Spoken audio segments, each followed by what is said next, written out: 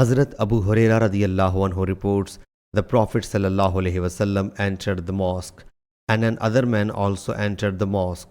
He performed the prayer, came to the Prophet sallallahu alaihi wasallam and saluted him. The Prophet sallallahu alaihi wasallam replied to his salutation and said, "Go and perform the prayers as you have not performed it." He performed the prayer and then again came to the Prophet sallallahu alaihi wasallam and saluted him.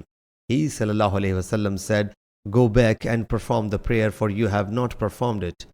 When he sallallahu alaihi wasallam said it third time, he said, "By him who sent you with the truth, I do not know how to perform it in a better way than it.